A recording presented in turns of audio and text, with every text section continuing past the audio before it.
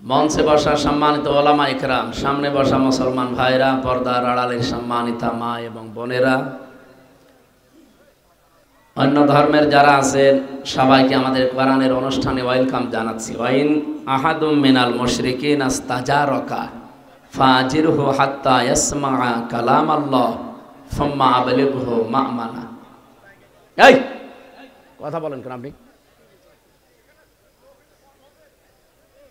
দাঁড়িয়ে আছে, দাঁড়িয়ে থাক, বসেন, জায়গা পেলে বসেন, নাই দাঁড়িয়ে থাকেন। অন্য ধর্মের বিভিন্ন ভাইরা বোনেরা যারা বিভিন্ন জায়গায় আছেন আপনাদেরকে ওয়েলকাম জানাচ্ছি। কোরআন আমাদেরকে নির্দেশ দিয়েছে, হে নবী, মুশরিকরাও যদি কোরআনে কারিম শুনতে আসে আপনি তাদেরকে সহি সালামতে নিরাপত্তার সাথে ব্যবস্থা করে দেবেন। শোনা শেষ হয়ে গেলে বাড়ি পর্যন্ত তাদের পৌঁছিয়ে দেবেন।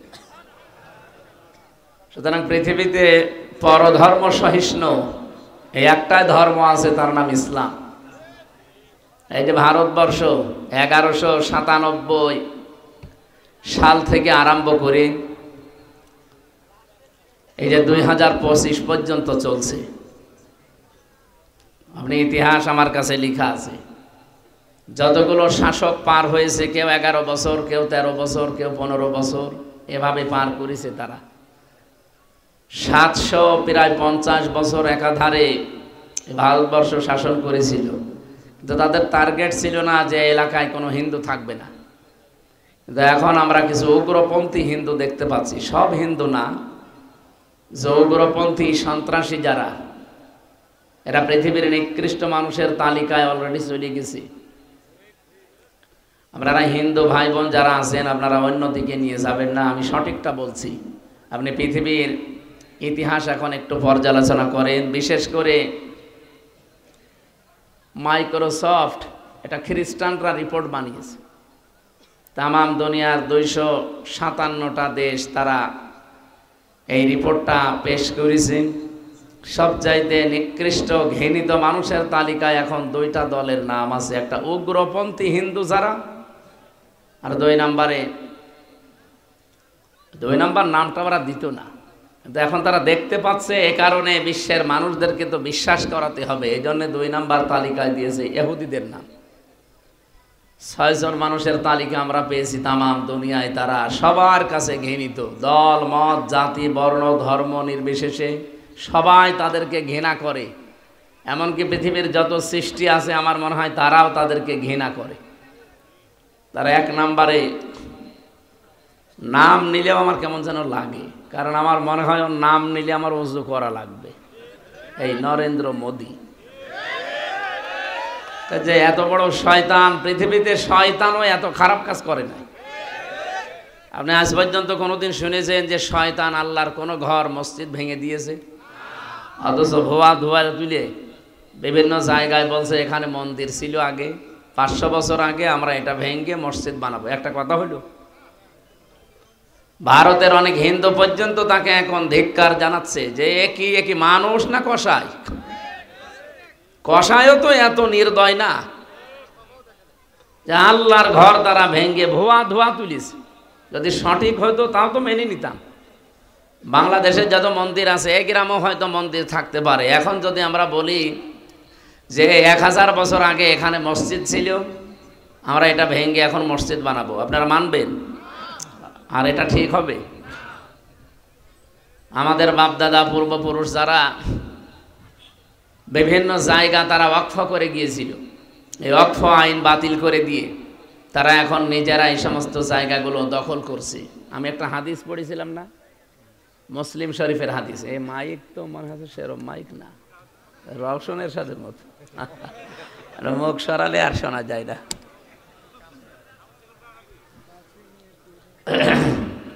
এত কাছে নিলে তো গলায় চাপ পড়বে, বাতাসও তো সেরকম আসে না, গা ঘেমে গেলে তো সমস্যা হয়ে যাবে।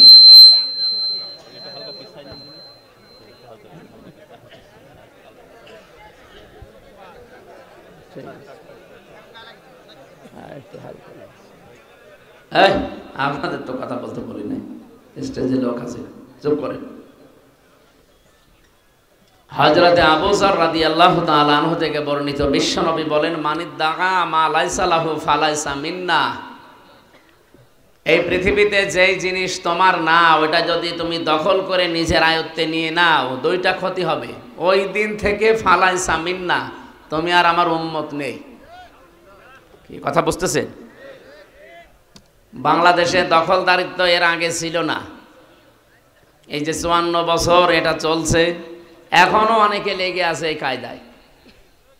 কাজ বন্ধ করা লাগবে। এই কি করেন? কি ঠিক আছে, এদিকে তাকিয়ে থাকে। যেই জিনিস আপনার না, আপনি যদি জোর করে জবরদস্তি করে যে কোনো কায়দায় ওটা নিজের দখলে নিয়ে নেন, আপনি নামাজ পড়তে পারেন, রোজা রাখতে পারেন, হজ করে এসেছেন, আল্লাহর কসম ফালাইসা মিন্না, ওই দিন থেকে আপনার নবীর উম্মত নেই, আপনি অন্য কিছু। কেন এত শক্ত করে বললাম? এখানে যারা আলেম আছে, কোনো বক্তব্যের আগে যদি ফা আসে, তার আগে কি আছে পরে কি আছে, যদি সত্যি আপনি পরের কাজগুলো করে থাকেন, নবী যে গ্যারান্টি দেওয়ার জন্য 19টা অর্থে আছে ফা, এখানে একটা এসেছে। 1 নম্বরে, এই দেশে এবং পৃথিবীতে আজ যারা অন্যের জিনিস দখল করে নেয়, তারা আর যাই হোক নবীর উম্মত নেই। বিশ্ব নবীর উম্মত যারা না, তারা হয় ইহুদি হবে, নাই খ্রিস্টান হবে, নাই মুশরিক হবে, নাই বৌদ্ধ হবে। কি বাংলাদেশে যদি কারো চরিত্র এরকম থাকে, আপনি নামাজ পড়ছেন, রোজা রাখেন, আপনি কি আর নবীর উম্মত আছেন? আপনি আর এলাকায় যারা হিন্দু ভাইরা আছে তারা একই। সুতরাং আপনাকে এখন আবার নতুন করে মুসলমান বানানো লাগবে এবং মুসলমানই দেওয়া লাগবে। নতুন করে আরেকবার দিতে গেলে তো সমস্যা হয়ে যাবে। এই জন্য নতুন করে যদি মুসলমানই দেওয়া না লাগে, অন্তত নতুন মুসলমান বানানো আপনাকে লাগবে। আশা করছি এই কাজ যারা করছেন থেমে যাবে, যাদের যা নিয়েছেন ফেরত দেবেন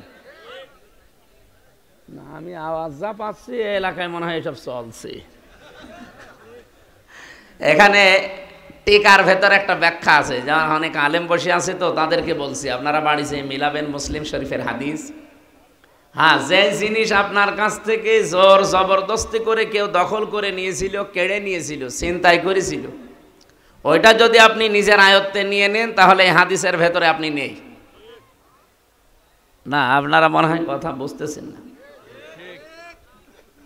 হাদিসের ভাষা শোনার পরে হয়তো ভয় হচ্ছিল যে আমি আর নবীর উম্মতি নেই, আমি অমুকের জিনিস নিয়ে নিলাম। না, বিষয়টা এমন না। ব্যাখ্যা যারা করে, মুহাদ্দিস যারা, তারা লিখেছেন যে জিনিস আপনার ছিল কিন্তু সেটা অন্য কেউ দখল করে রেখেছিল, ছিনতাই করেছিল, কেড়ে নিয়েছিল, জোর জবরদস্তি করে নিজের আয়ত্তে রেখেছিল। এখন যদি আপনি ওইটা নিজের আয়ত্তে নিয়ে নেন, আপনি নবীর উম্মত থাকবেন না, বিষয়টা এমন না।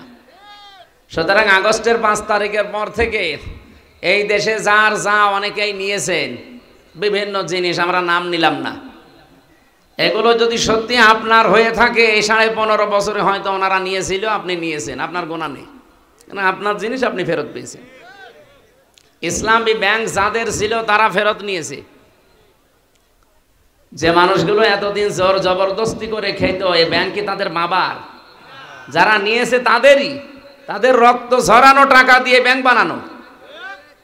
আপনি এতদিন জোর করে জবরদস্তি করে দখল করে রেখেছিলেন, তারা এখন ওটা ফেরত পেয়েছে। সুতরাং এরকম পৃথিবীতে যত জিনিস আছে, যদি আপনার নিজেরটা আপনি ফেরত পান, তাহলে হাদিসের প্রথম অর্থ আপনার জন্য না। এটা টিকা বললাম। 2 নাম্বারটা কি? ওয়ালিয়াতা বাওয়া মাকআদাহু মিনান নার।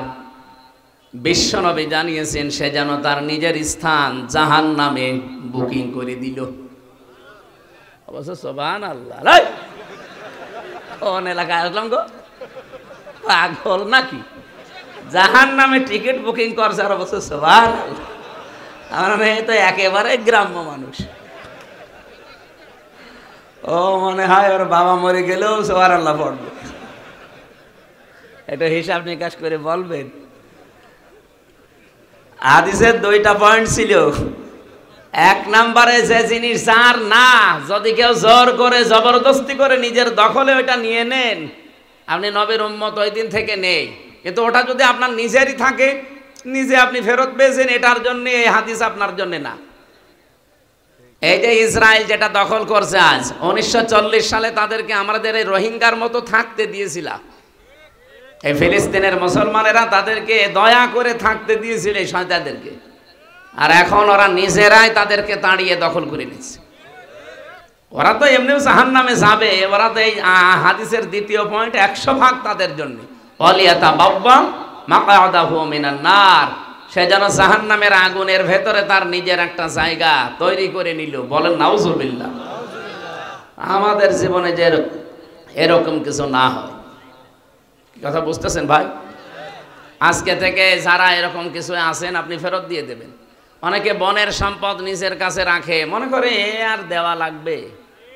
মাঠের জমি জায়গা হয়তো দেয়, বাড়ির জমি জায়গা অথবা সম্পদ যা আছে টাকা পয়সা দিতে চায় না। না, সাহাবা ইকরামের জীবনী পড়েছি, তারা এই আয়াত শোনার পরে ইউসিকুমুল্লাহু ফি আওলাদিকুম লিযযাকারি মিসলু হাদ্দিল উনসায়াইন, আল্লাহর নির্দেশ তোমাদের এক ছেলে যা পাবে দুই মেয়ে তাই পাবে। এটা পালন করতে গিয়ে তারা নিজেরা বনের সম্পদ, মেয়ের সম্পদ এগুলো ভাগ গ্রহণ করতেন।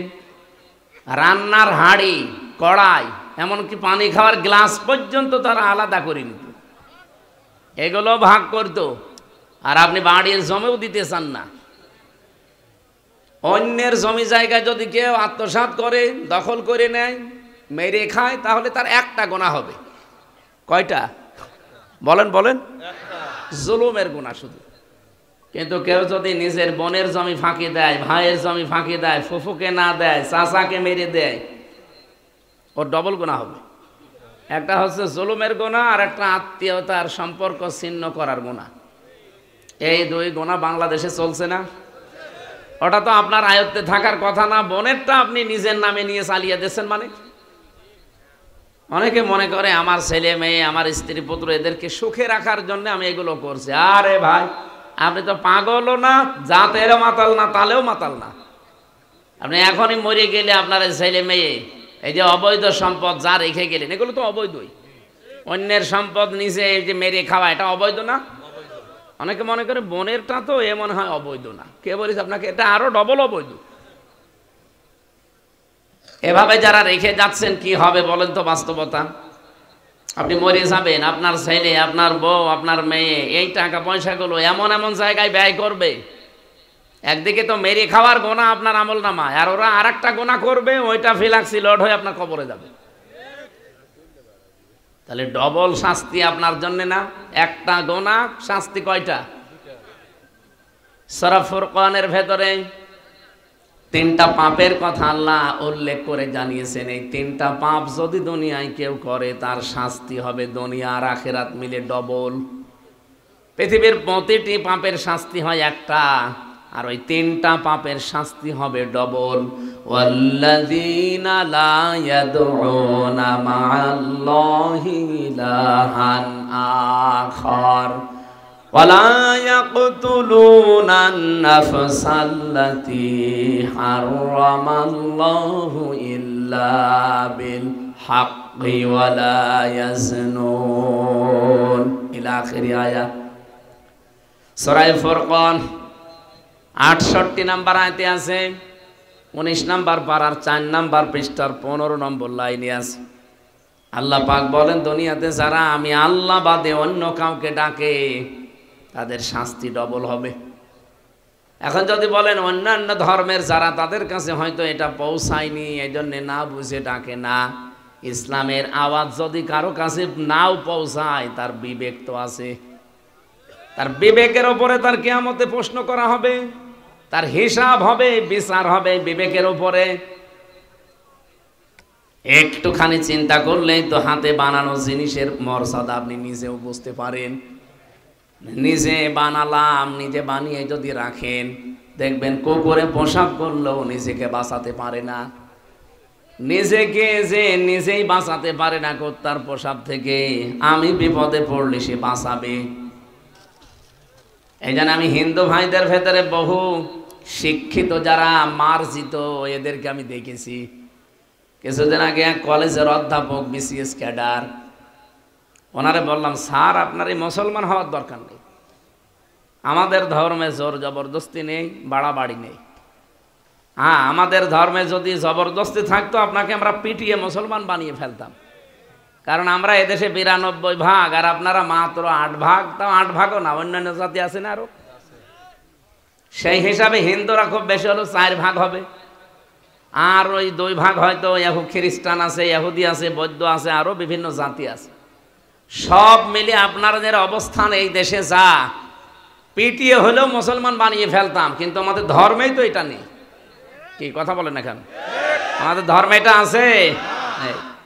তা আপনাকে আমাদের ধর্মীয় গ্রন্থ কোরআনে কারিম পড়ার জন্য আমি একটু, আপনি বাংলায় পড়েন, ইংরেজিতে পড়েন, শুধু পড়বেন, একটু বুঝে বুঝে পড়বেন।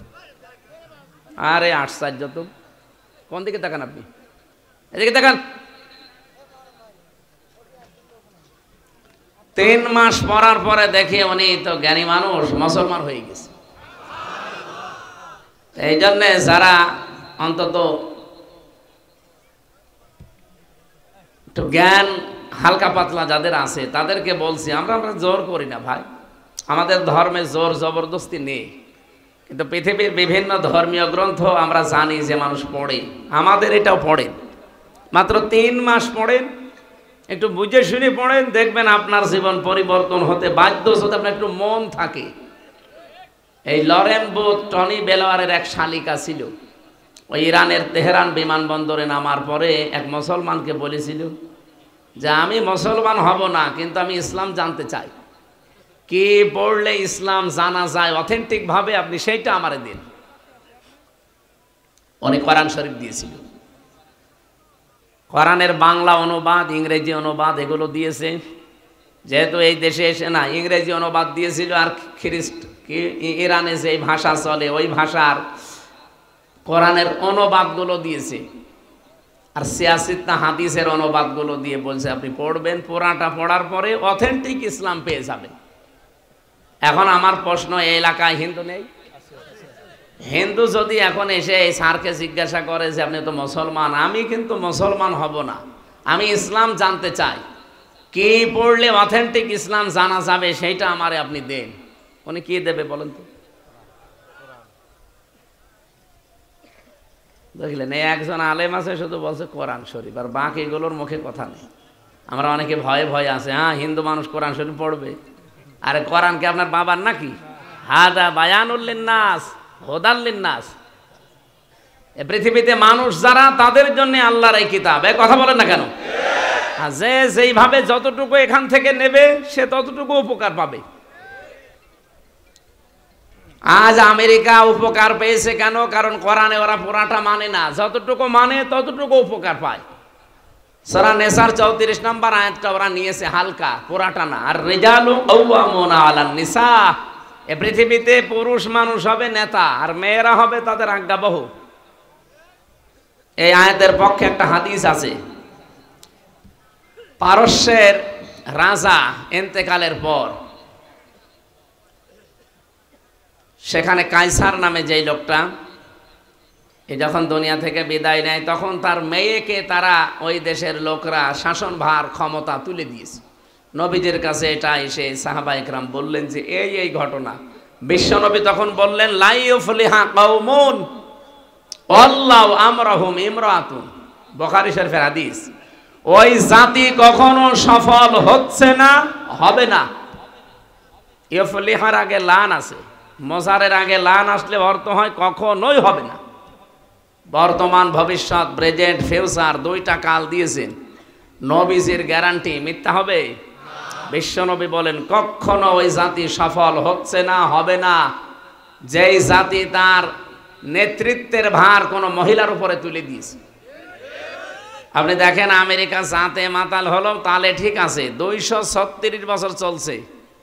এই 236 বছরে আজ পর্যন্ত কোনো মহিলাকে তারা দায়িত্ব দেয়নি। ওরা এই আয়াতটা, এই হাদিসটা হালকা মানে, এই জন্য তারা পৃথিবীতে দাঁড়িয়ে গেছে। তারা আমাদের চর্মচোখে দৃষ্টিতে আজ সফল। তারা ট্রাম্পের মতো একটা মাতালকে দায়িত্ব দিয়েছে। ট্রাম্প মাতাল না, ওরাটা মাতাল। অথচ কমলা হ্যারিসের মতো এত বড় একটা শিক্ষিতা, অনার্স মাস্টার্স করা এই মহিলাকে দায়িত্ব দেয়নি। কারণ তারা জানে মুসলমানদের নবী মুহাম্মদুর রাসূলুল্লাহর 63 বছরে কোনো মিথ্যা কথা নেই। সুবহানাল্লাহ বলতে পারেন নাই? তারা এই যে কোরআনের আয়াত হাদিস যতটুকু মানে তারা ততটুকু উপকার পেয়েছে, কল্যাণ পেয়েছে। আর আমরা এই 54 বছর চলছে, আপনি অন্যদিকে নিন না স্যার, দেখেন এই 54 বছরে যারা আমরা এই দেশে দায়িত্ব দিচ্ছি, মহিলা বেশি না পুরুষ বেশি? আমরা যা দাঁড়াতে পারি না এই কারণে। বাইরের দেশগুলো কয়েকদিন আগে কয়েকটা দেশে ঘুরলাম, এই মানুষগুলো আজ দাঁড়িয়ে যাচ্ছে শুধুমাত্র নবীর এই হাদিস মানার কারণে। বিশ্বের বড় বড় মোড়ল যারা তাকান, একটা কোনো দেশে আপনি মহিলা নেতৃত্বে আছে পাবেন না, সবগুলো পুরুষ।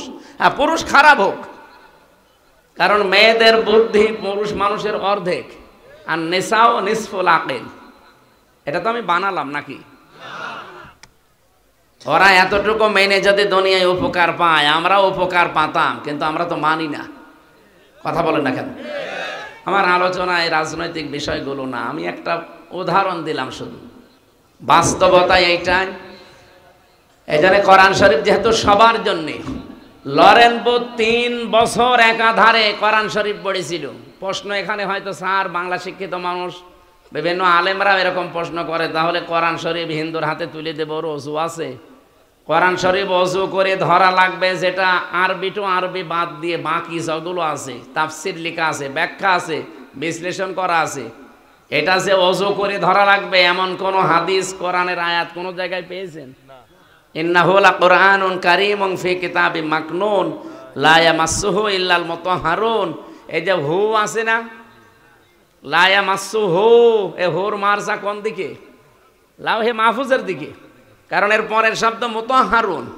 মুতাহহারুন শব্দের শাব্দিক অর্থ দুইটা, আপনি অভিধানগুলো নিয়ে আসেন, আমি দেখিয়ে দিচ্ছি। মুতাহহারুনের 1 নম্বর অর্থ হচ্ছে পবিত্র, 2 নম্বর অর্থ হচ্ছে নিষ্পাপ। বলেন তো পৃথিবীতে এমন কেউ আছে যে 100 ভাগ নিষ্পাপ, 100 ভাগ পবিত্র? না, নেই। এটার জন্য মেলে শুধু লাউহে মাহফুজে যেখানে কোরআনে কারিম আছে, এই জন্য এর আগের শব্দটা ফি কিতাবিম মাকনুন। মাকনুন মানে কি? মাকনুন শব্দের শাব্দিক অর্থ হচ্ছে হাতের স্পর্শ ছাড়া। কারারিম মাকিন বলা হয় যেটা, যেখানে মায়ের সন্তান থাকে। 2টা জায়গাকে আমরা সংরক্ষিত বলি, যেখানে মানুষের হাতের স্পর্শ লাগে না। একটা মায়ের জরায়ু, যেখানে সন্তান থাকে। 2 নম্বরে লাউহে মাহফুজ, যেখানে কোরআন আছে। কোরআন যেহেতু আল্লাহ এখানে ইন্নাহু লাকুরআনুন কারীম দিয়ে শুরু করলেন, সেখানে মায়ের জরায়ু হওয়া সম্ভব না? সম্ভব? তাহলে এটা হবে অবশ্যই লাউহে মাহফুজ। এই জন্য আয়াতের সিরিয়াল দেখেছেন, উসুলে তাফসিরের মূল নীতি আছে 15টা। যারা তাফসিরের উপরে অনার্স মাস্টার্স করে, যারা কামেল করে তাফসির নিয়ে, তারা এটা আগে পড়া লাগে। উসুলে তাফসিরের মূল নীতি কয়টা? 15টা। তার ভেতরে 13 নাম্বার কায়দা এইটা, যে আপনি কোনো আয়াতের তাফসির যদি করতে চান, আগের আয়াত পরের আয়াতের সাথে সম্পর্ক। এই যে আজকের তেলাওয়াতকৃত আয়াত, এর আগের আয়াত পরের আয়াতে কি আছে আমি আগে ওইটা বলবো। হ্যাঁ, আন্দাজে যদি আয়াতের ব্যাখ্যা করে আপনি কিছুই বুঝবেন না, আর আমি নিজেও বোঝাতে পারবো না। এই জন্য সম্পর্ক কি আছে একটার সাথে আর একটা, এটা আগে জানা লাগে। এটা তাফসিরের মূল নীতি। না বললে, আর এখানে মনে হয় এগুলো বলে লাভও হবে না, কারণ এখানে যে মানুষ বসে আছে, এদের পেটে বম মারলেও আল্লাহ কি বের করবে আল্লাহ জানে। তারপরে যেহেতু স্যারের মতো অনেক শিক্ষিত মানুষ আছে, আমি তাদের জন্য এই পয়েন্টটা বললাম। তাফসির করার মূল কিছু নীতি আছে, উসুলে তাফসির বলা হয়। এই আয়াত দিয়ে যদি আমরা বাংলায় যারা দলিল দিতে চাই, যা এটা কোরআন শরীফ আপনি হিন্দুর হাতে তুলে দেবেন, আরে ভাই আয়াতের প্রথমে আর শেষের দিকে একটু মিলান। প্রথম আল্লাহ বললেন এটা সম্মানিত কোরআন, এতটুকু শেষ করেননি। ফি কিতাবিম মাকনুন, যেটা সংরক্ষিত করা আছে সুরক্ষিত স্থানে। লা ইয়ামাসসুহু ইল্লাল মুতাহহারুন, পবিত্র নিষ্পাপ ফেরেশতারা ছাড়া যেটাকে স্পর্শ করে না। তানজিলুম মির রাব্বিল আলামিন, যেটা নাজিল হয়েছে কার কাছ থেকে? আর আমরা আল্লাহর কাছ থেকে কথা বললেই বুঝি জমিন থেকে না আকাশ থেকে? এ পৃথিবীতে যতগুলো জিনিস নাজিল হয়, নাজিল মানে কি? এক জায়গা থেকে আর এক জায়গায় পড়ে যাওয়া। পৃথিবীতে যত জিনিস নাজিল হয় তার ভেতরে অন্যতম কি বলেন তো? কোরআন শরীফ। কোরআন শরীফ কেউ কি বলে যে কোরআন নিচ থেকে উঠেছে? কে বলে? নাজিল হয়েছে। কি বলে? এই জন্য কোরআনের 55টা নাম আছে, তার 5টা নাম খুব বেশি প্রচারিত আছে। একটা কোরআন, একটা ফুরকান, একটা কিতাব, একটা জিকির, আর একটা তানজিল। কি বললাম? তানজিল মানে কি? নাজিল হওয়া।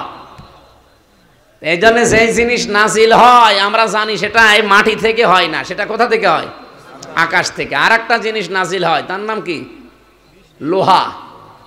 লোহা কিন্তু দুনিয়ায় তৈরি হয় না, কারণ লোহা তৈরি হওয়ার জন্য যে পাওয়ার দরকার, ওই পাওয়ার পৃথিবীর কোনো শক্তির ভেতরে নেই, এটা আকাশে আছে। এই জন্য লোহা আল্লাহ তৈরি করে নাজিল করেন। সুবহানাল্লাহ বলতে পারেন নাই? 3 নম্বরে নাজিল হয় আর একটা জিনিস, কি নাম? বৃষ্টি। পৃথিবীতে বৃষ্টি কি তৈরি হয় না নাজিল হয়? আল্লাহ নাজিল করেন। এরকম 7টা জিনিস আছে আল্লাহ নিজে যেগুলো নাজিল করেন। তাহলে এখানে আগের আয়াত পরের আয়াতের সাথে একটু যদি আমরা রিলেটেড সম্পর্কটা দেখি যে না, এই আয়াতগুলো, এই কোরআনের এই কথাগুলো আল্লাহ দুনিয়ার জন্য না, এটা দিয়েছে লাউহে মাহফুজের ওই কোরআন, যেখানে ফেরেশতারা ছাড়া কেউ স্পর্শ করে না। আর একদিকে ফেরেশতারা নিষ্পাপ, আর একদিকে পবিত্র। এখানে কোনো সন্দেহ আছে? তাহলে কোরআন শরীফ একজন মানুষকে আপনি তুলে দেবেন, আর কোনো প্রশ্ন করবেন না। এর এখানে একটা হাদিস এসেছে, মুসলিম শরীফের হাদিস, হযরতে আলী থেকে বর্ণিত রাদিয়াল্লাহু তাআলা আনহু। এই এদিকে তাকান। নবীজি টয়লেট থেকে বের হয়ে আসলেন। এই গল্প করেন মানে? আমি কি আর কি মারছি? বাইরে যেতে এখনই গিবত করবেন যে কি বললো বুঝলাম না, এক কথা বারবার রিপিট করছি তো এই কারণে। ওনাকে গোশত খেতে দিয়েছে, সিদ্ধ গোশত। নবীজি গোশত খাওয়ার জন্য পাত্রটা হাতে নিলেন, মুখে দিলেন। সাহাবী বললেন, হে নবী, আপনি ওযু করবেন না? ভালো করে শোনেন, এটা বাংলায় বলছি, আরবিতে আছে, বাংলাটা বলছি। বিশ্বনবী ওই দিন জানিয়েছেন, সাহাবী, আল্লাহ পাক আমাকে শুধুমাত্র নামাজ পড়ার আগে ছাড়া পৃথিবীর কোনো কাজ করার আগে ওযু করতে নির্দেশ দেয়নি। এখন আপনি বলেন, নামাজ পড়ার আগে ওযু করতে নির্দেশ দিয়েছেন কে? কোথায় আছে? কোরআনে কারিমের সূরা মায়েদার 7 নম্বর আয়াতে পাবেন, ইয়া আইয়ুহাল্লাযীনা আমানু ইযা কুমতুম ইলাস সালাতি ফাগসিলু ওয়ুজুহাকুম ওয়া আইদিয়াকুম ইলাল মারাফিক ইলা আখির আয়াত। ইমানদারেরা যখন নিয়ত করো যে নামাজে দাঁড়াবো, তখন কি করো? ওযু করো। বলেন বলেন। এখানে ওযুর কয়েকটা ফরজ দেওয়া আছে, 4টা। আমার যেহেতু এইটা উদ্দেশ্য না, আমি বোঝালাম যে পৃথিবীতে শুধুমাত্র ওযু করা লাগবে, মাস্ট বি। কিসের আগে? আরো জোরে।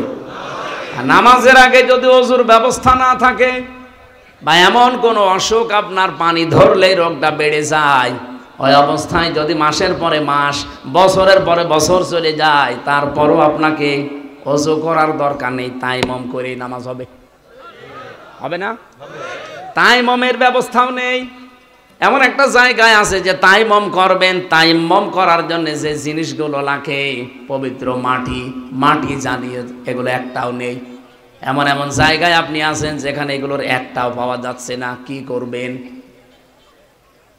মাটিও নেই, পানিও নেই, নামাজ তো ফরজ পড়তেই হবে। এত গুরুত্বপূর্ণ বিধান এটা আমি 1 সেকেন্ডে বলি। কোন মহিলার যদি সন্তান পৃথিবীতে আসার সময় হয়, নবীজি বলেন, যদি সন্তানের মাথা দেখা যাচ্ছে, নামাজের সময় হয়ে গেছে, তোলার ভেতরে এই সন্তানের মাথাটা বিছিয়ে দাও, ওই মহিলাকে বলো যে নামাজ পড়ো। আপনি টের পাচ্ছেন কি বললাম? ডেলিভারির সময় যে কষ্টটা, বিজ্ঞান এখন দেখাতে পাচ্ছে কম্পিউটার দিয়ে কষ্ট মাপার একটা স্কেল আছে। পৃথিবীর প্রতিটি জিনিস যেমন মাপ দেওয়ার জন্য আলাদা আলাদা যন্ত্র আছে। এখানে ডাক্তার না উনি? ওনারে যদি থার্মোমিটার দেবে, যদি বলি এই স্টেজ মেপে দেন, থার্মোমিটার দিয়ে মাপবে না। এটার জন্য আলাদা যন্ত্র আছে না, ফিতা লাগবে, গজ লাগবে। পৃথিবীর প্রতিটি জিনিস পরিমাপ করার জন্য আলাদা আলাদা যন্ত্র আছে, আর আলাদা আলাদা নাম আছে। এখন যে আপনি কষ্ট মাপবেন কি দিয়ে? দাড়ি পাল্লা দিয়ে? কি দিয়ে? স্কেল দিয়ে। এটার জন্য আলাদা একটা যন্ত্র আছে। কম্পিউটারের ভেতরে আমি দেখেছি কষ্ট পরিমাপ করার যন্ত্র। পৃথিবীর যত শক্তিশালী মানুষ হোক, 45 ইউনিটের বেশি কষ্ট দিলে মানুষটা মরে যাবে, সে যাই হোক, পুরুষের ভেতরে। কিন্তু মেয়েদের আলাদা কিছু সেল আল্লাহ দিয়েছেন। এই যে সেলগুলো, এখন যেহেতু কথাটা মনে এসেছে এই জন্য বলছি, সেল মানুষের শরীরে 2 কোটির উপরে আছে। এই সেলগুলো যদি আপনি সতেজ রাখতে চান, যদি শক্তিশালী করতে চান, পৃথিবীতে একটাই বিধান আল্লাহ দিয়েছেন, তার নাম অটোফেজি। আমরা যেটাকে সিয়াম বলি, রোজা। বিজ্ঞান এটা নিয়ে, এই যে ইউশনারি ওসামি নামে এক বিজ্ঞানী, একে তো নোবেল পর্যন্ত 2017 সালে পেয়েছি। একে তার খেলা করতে নোবেল দেয়নি। এই শরীরের উপরে গবেষণা চালিয়ে দেখে 2 কোটির উপরে কোষ পাওয়া যাচ্ছে আমাদের শরীরে। কয় কোটি? এর বাইরে এই যে 11.5 মাস 12 মাস আমরা যারা রোজা রাখি না, খালি খেয়েই যায়।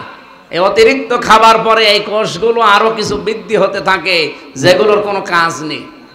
আর পৃথিবীর যে কোনো বৃদ্ধি হওয়া জিনিস যারা বাড়ে, ওরে আল্লাহ, আমার তো সময়ের দিকে খেয়াল নেই দেখছি।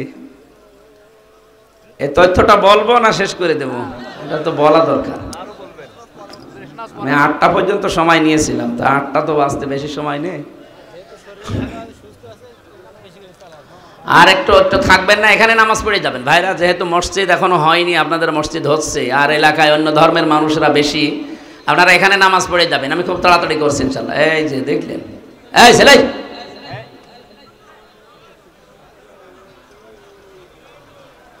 কি বৃষ্টি হচ্ছে? দর ওঠে কেন? মুয়াজ্জিন, এত মুয়াজ্জিন এলাকায় যান, মুয়াজ্জিন যারা আছে আজান দেন, বাকিগুলো যেন না ভাই। আমরা আয়াতটা অন্তত শেষ করি, খালি এই তথ্যটা বলার পরে চলে যাচ্ছি। উনি জানিয়েছেন অতিরিক্ত এই কোষগুলোকে যদি দুর্বল করতে হয়, তাহলে কমপক্ষে 30 দিন, বছরে 30 দিন 14 থেকে 15 ঘন্টা আপনি না খেয়ে থাকতে হবে একাধারে। পৃথিবীর কোন ধর্মে এটা আছে দেখি? 4500 ধর্মীয় গ্রন্থ এই পৃথিবীতে এখন আছে, উল্লেখযোগ্য আছে 27টা। এই 27টাকে তিনি এক জায়গায় করে করে মিলিয়েছিলেন যে কোনটা এই তথ্য পাওয়া যায়। সর্বশেষ পেয়েছেন মুসলমানদের ধর্মীয় গ্রন্থ কোরআনে কারীম, সূরা বাকারার 183-84 নাম্বার আয়াতে। আল্লাহ পাক 1500 বছর আগে অটোফেজির তথ্য দিয়েছেন, ওয়ান তাসুমু খায়রুল লাকুম ইন কুনতুম তা'লামুন। তোমরা যদি রোজা রাখো, এটার দ্বারা তোমাদেরই ভালো হবে। কি ভালো হবে, উপকার হবে, সেখানে এরকম পয়েন্টগুলো দেওয়া আছে। তার ভেতরে এইটা একটা। অতিরিক্ত এই কোষগুলো আস্তে আস্তে যখন আপনার শরীর থেকে দুর্বল হয়ে যাবে, এই আসল কোষগুলো তখন শক্তিশালী হবে। শরীরের ভেতরে 5.5 কেজি রক্ত আছে। 226 কিলোমিটার বেগে মাথা থেকে পা পর্যন্ত চলার জন্য ওই কোষগুলো সাহায্য করে। জোরে বলেন সুবহানাল্লাহ। এই যে মানুষের কষ্ট সহ্য করার যে লিমিট আছে, 45 ইউনিটের বেশি কষ্ট দিলে তো একজন মানুষ মরে যায়। একজন মা পৃথিবীতে সন্তান নিয়ে আসতে যে কষ্টটা পায়, কমপক্ষে 57 ইউনিট কষ্ট সহ্য করা লাগে। তাহলে মা যে কষ্ট পেয়েছেন একটা, এই পৃথিবীতে মায়ের এই কষ্টের জন্যই সন্তানের প্রতি মায়ের হক বাবার চাইতে 3 গুণ আল্লাহ বৃদ্ধি করে দিয়েছেন নবীর মাধ্যমে। বলেন সুবহানাল্লাহ। আমি যে তথ্যটা বোঝাচ্ছিলাম, আপনি যদি সারা জীবন এখন এই যে কষ্ট, এত কষ্ট করছে মা সন্তান জন্ম দিতে, জীবন মরণ নিয়ে টানাটানি, কিন্তু নবীজি বলেন এই সময় যদি নামাজের সময় হয়ে যায়, সন্তানের মাথা তোলার ভেতরে বিছিয়ে বলো নামাজ পড়, কারণ নামাজ কি? ফরজ। বলেন বলেন। এই ফরজ নামাজ পড়তে গিয়ে ওযু করা শর্ত। ওযু করার জন্য পানি নেই, পানি ধরলেই রোগ বেড়ে যায়। মাটি দিয়ে করবেন, মাটিও নেই, প্লেনের ভেতরে আছেন, কি করবেন? তখন বিনা ওযুতে আপনাকে নামাজ পড়া লাগবে। কোন দিকে পশ্চিম যদি জানেন ভালো, কোন দিকে পশ্চিম জানা নেই, যেদিকে মুখ আছে ওই দিকেই নামাজ পড়া লাগবে। তাও নামাজ মাপ নেই। এই নামাজ যেন ফওত না হয়ে যায়, নষ্ট না হয়, এজন্য এই এলাকার যুবকরা একটা মসজিদ বানাচ্ছে। এটাই তো উদ্দেশ্য নাকি? সুতরাং এখানে সাধ্য মতো কিছু চেষ্টা করবেন যেন এটা দাঁড়িয়ে যায়। হয়তো আপনি 50 বছর পরে থাকবেন না, কিন্তু কিয়ামত পর্যন্ত এই মসজিদটা এখানে থাকবে। যদি ভারতের মতো এদেশে আগ্রাসন শুরু না হয়, এই উগ্রপন্থী হিন্দু যারা, তারা যদি মসজিদ ভেঙে না দেয়, এই মসজিদ এখানে কায়েমজা হয়ে গেল, কিয়ামত পর্যন্ত এখানে থাকবে। আর মানুষ এখানে সেজদা দিতে থাকবে। যত মানুষ এখানে সেজদা দেবে, কবরে বসে বসে আপনি ফেলাক্সি লোড হয়ে সওয়াব পেতে থাকবেন। বলেন সুবহানাল্লাহ। আমরা ওযুর এই বিষয়টা নিয়ে পর্যন্ত এসেছিলাম। নবীজি বললেন আমাকে ওযু করার আগে, শুধু নামাজ পড়ার আগে ওযু করার নির্দেশ আল্লাহ দিয়েছেন। তাছাড়া পৃথিবীর কোন কাজে, সে কাজ রোজা রাখা হতে পারে, হজ করা হতে পারে, এমনকি কোরআন পড়াও হতে পারে, এগুলোর আগে ওযু করা লাগবে। এর শর্ত আল্লাহ আমাকে দেননি, এই জন্য আমি ওযু না করে গোশত খেলাম। বলেন এখানে এই হাদিস আর এই আয়াত আপনি সম্পর্ক এক জায়গায় করেন, কি দাঁড়াবে? আজ বিশ্বের অন্যান্য দেশে এমনও জায়গায় আমি গিয়েছি যেখানে আল্লাহ যে একজন আছে সে জানেই না। কয়েকদিন আগে আমি থাইল্যান্ডে ছিলাম। এমন এমন এলাকায় আমাকে নিয়ে গিয়েছিল, সৃষ্টিকর্তা একজন আছে বিশ্বাস করে না, ওরা বিশ্বাস করে সব একা একা হয়েছে। তো এইরকম মানুষের কাছে যদি আল্লাহর পরিচয় অথেন্টিক ভাবে তুলে ধরা লাগে, আপনি যদি আপনার বাবার কাহিনী বলেন, ও জীবনে শুনবে? বলেন। কোরআনে কারিমের এমন এমন বিষয় আল্লাহ এর ভেতরে দিয়েছেন, সেই কথাগুলো তাকে প্রচার করেন, ওদের মনের ভেতরে রেখাপাত করবে। কারণ কোরআনকে আল্লাহ জানিয়েছেন জালিকাল কিতাব লা রাইবা ফি। এই যে কিতাবের আগে আলিফ লাম, এটা নির্দিষ্ট করে জানিয়েছেন পৃথিবীতে একটাই কিতাব আছে যেটা মানুষকে হেদায়েত দিতে পারে। এর ভেতরে সম্মোহনী কিছু শক্তি আল্লাহ আলাদা করে রেখেছেন। বলেন সুবহানাল্লাহ। ও সিরাজগঞ্জবাসী, আমি যে কথাটা তুলেছিলাম এখান থেকে, এই সবগুলোর দ্বারা প্রমাণ করা যায় এটা দিয়ে যে ওযু করা কোরআন শরীফের যে বাংলা, ইংরেজি, উর্দু, ফার্সি তাফসির এগুলো ধরা শর্ত না। তাহলে লরেন বুথের কাছে যে কোরআনের তাফসির তুলে দিয়েছে, 3 বছর তিনি পড়ার পরে নির্দ্বিধায় মুসলমান হয়েছে। সাংবাদিকরা জিজ্ঞাসা করছে আপনি একজন খ্রিস্টান, তামাম পৃথিবীতে সবচাইতে বেশি মানুষ বাস করে খ্রিস্টান ধর্মে, আপনি সেই ধর্ম থেকে পৃথিবীর জঙ্গি ধর্ম ওরা বলে যেটাকে মুসলিম ধর্ম, এই ইসলামে আসলেন কোন কারণে? লরেন বুথ বলেছিল আমি 3 বছর কোরআন শরীফ পড়েছি, আন্দাজে না বুঝে শুনে পড়েছি। 3টা বছর পড়তে পড়তে আমি 53 জায়গায় লাল দাগ দিয়েছিলাম যে ভুল ধরা পড়েছে। আল্লাহর ইশারা 54 নাম্বার জায়গায় যে আমার নিজের জীবনের ভুল ধরা পড়ে গেছে। আমি যেখানে লাল দাগ দিয়েছি দেখি তার পরের আয়াতে, পরের সূরাতে আল্লাহ ওই আয়াতের জবাব 1500 বছর আগেই দিয়ে দিয়েছেন। তাহলে এই মহিলার কাছে যদি কোরআন ওই দিন তুলে না দিয়ে বঙ্গবন্ধুর আত্মজীবনী দিত, ও তো মুসলমান হইতো। আমি জেলে থাকাকালীন 3টা বছর ওরা পড়তেও দেয়নি, 24 ঘন্টা তালা লাগিয়ে রাখতো ফাঁসির ওই কন্ডেম সেলের ভেতরে।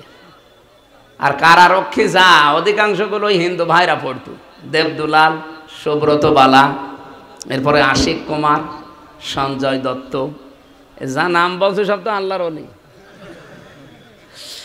একদিন এনে বললাম যে ভাই সবসময় তো তালা লাগিয়ে রাখেন, একটা বই দেন তো একটু পড়ি। আল্লাহর ওলি আমার বই নিয়ে এসেছে বঙ্গবন্ধুর আত্মজীবনী, এ বই পড়ি করবো কি? পরের সপ্তাহে বই নিয়ে এসেছে বঙ্গবন্ধুর চীন সফর, আর বই পান না। পরের সপ্তাহে নিয়ে এসেছে বঙ্গবন্ধুর ছেলেবেলা। ভাই আপনার আর আসার দরকার নেই। একজন মুসলমান কারারক্ষী পেলাম, আশরাফুল, ওরে বললাম ভাই আপনি তো অন্তত অন্য কিছু না, এটা মুসলমান, তো একটা তাফসির এনে দেবেন তো। সব সময় বাইরে যেতে পারি না, তালাবদ্ধ করে রাখেন, আবার সিসি ক্যামেরা দেওয়া, আমার সাথে যেন কেউ কথা না বলে। আচ্ছা ঠিক আছে। পরবর্তীতে এই যে এটিএম আজহারুল ইসলাম আছে না, নাম শুনেছেন না? কি জামাত ইসলামের সহকারী সেক্রেটারি জেনারেল, একজন মাজলুম মানুষ। ডক্টর মোহাম্মদ ইউনূস দায়িত্ব নেওয়ার পরে বহু বড় বড় আসামি কিন্তু বের হয়ে গেছে, আমরা দেখতে পাচ্ছি। সে যে দলের লোকই হোক না কেন, যারাই হোক, আমি চাই হাসিনার আমলে যারা জেলে ছিল এই 15.5 বছর, একটাও যেন জেলে না থাকে, সব বের করে দিন। কারণ এগুলো সব ভুয়া মামলার আসামি। আমি নিজেরটা বলছি, আমি অন্তত তো ভুয়া মামলার আসামি ছিলাম। আমারে ওরা নাম দিয়েছে আনসারুল্লাহ বাংলা টিমের প্রধান, অথচ ছাতাছে কি আমি জানি না। ভেতরে একজনকে পেয়েছিলাম, মনে হচ্ছে আল্লাহর দলের প্রধান আব্দুল মতিন। ভাই আপনি আল্লাহর দলের সভাপতি, সেক্রেটারি কে? আমার ছেলে। ও সভাপতি, ও ছেলে সেক্রেটারি। এ দেশে আর কোনো লোক নেই। এই হচ্ছে দেশের জঙ্গির অবস্থা। এগুলোকে পুঁজি করে এই পৃথিবীর নিকৃষ্ট মানুষের তালিকা যাদের বললাম, এরা বিশ্বের মোড়লদেরকে দেখাতো যে দেশে জঙ্গি আছে, অথচ জঙ্গি নামে দেশে কিছু নেই, আন্দাজে সব ভুয়া। আমার জঙ্গি মামলা দিলে শয়তান বিশ্বাস করবে?